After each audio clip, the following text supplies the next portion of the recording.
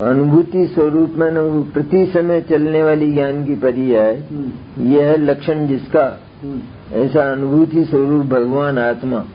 तो वो जानता है न कि ये अनुभूति जो है वो ज्ञान है, ज्ञान की पर्याय है। ज्ञान की पर्याय में मैं जानने वाला हूँ, ऐसा हर आत्मा जानता है। ज्ञान की पर्याय में मैं जानने वाला हूँ, मैं जानता हूँ, मैं जानने वाला हूँ, ये हर आत्मा जानता है। हर आत्मा निगोद का भी। ये कैसे करूँ? उसको सुख दुख होता है, दुख होता है ना, निगोदिया जीव इसे जानता है नहीं। तो जानना स्वीकार किया नहीं इसने। मैंने उसकी कोई जबान नहीं है कि बोले कि मैं जानता हूँ, तो उसका तो विषय है नहीं, लेकिन जानता है ना, भीतर से परिणति तो है ना ऐसी कि मैं जानने वाला हूँ, इतना जानता है। लेकिन जानने वाला क्या होता है, कैसा होता है, ज्ञान क्या होता है, कैसा होता है, तो इसका स्वरूप स्पष्ट विदित न होने के कारण वो अन्य का उसमें मिश्रण करके अन्य से प्रतिबद्ध हो जाता है और अज्ञानी होता। और उस ज्ञान को शुद्ध मान ले कि ज्ञान में जो मोह राग द्वेष दिखाई देते हैं, तो ये पर भाव हैं ज्ञान से बाहर के, ये ज्ञान के भीतर नहीं आते। लेकिन ज्ञान में इनका स्वरूप मात्र भाषित होता है।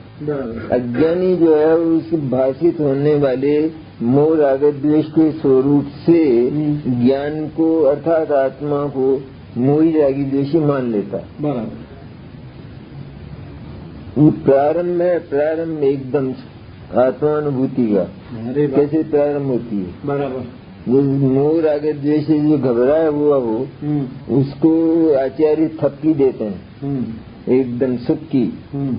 तो मोह राग द्वेष से घबराए मत, क्योंकि वे तेरे ज्ञान में प्रविष्ट नहीं हुए और तेरी आत्मा में भी प्रविष्ट नहीं हुए। जब ज्ञान में ही प्रविष्ट नहीं हुए कि जो ज्ञान उनको जानता है उसमें ही प्रविष्ट नहीं हुए, तो आत्मा में प्रवेश का तो प्रश्न ही नहीं है। ज्ञान की तो पर्याय है वो कि जो मोह राग द्वेष को जानती है, जानने का काम करती है, तो उसमें ही प्रविष्ट नहीं हुए। इतना जाने वो कि मोह राग द्वेष का प्रतिभास कि सिर्फ मेरे ज्ञान में हो रहा है, उसके स्वरूपाकार मेरा ज्ञान हो रहा है जानने रूप।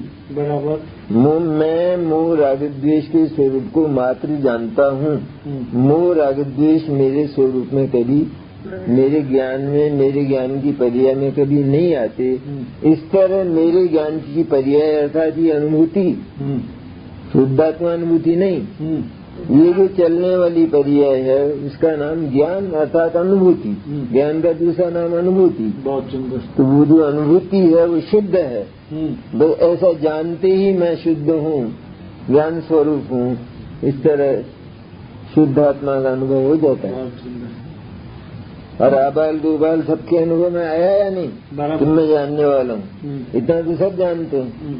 पर वो क्या है जानने वाला, कैसा होता है, और जानना क्या और कैसा होता है, ये वो नहीं जानता।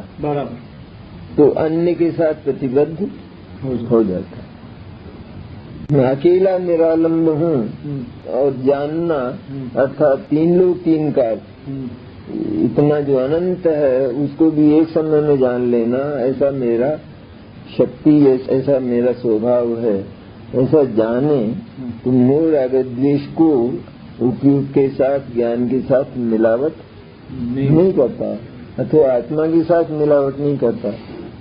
ज्ञान शुद्ध ही है सच में देखा जाए तो, उसमें मोह राग द्वेष का और पर पदार्थ का तो प्रवेश हुआ ही नहीं, तो वो तो शुद्ध ही है। लेकिन वो जो प्रतिभास है अर्थात मोह राग द्वेष के स्वरूप को जो जानता है, तो वो जानना ऐसा लगता है जैसे मोह राग द्वेष ही हो, ऐसा भ्रम उसमें हो जाता है, पैदा होता है ज्ञानी को। तो मोही रागी द्वेषी अपने आप को अनुभव करता है।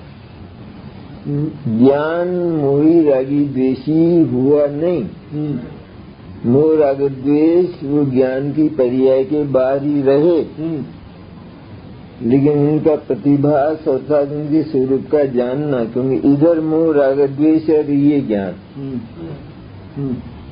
ये तो ज्ञान गंगा, और ये इधर और उधर दोनों तरफ अटवी मोह राग द्वेष बराबर।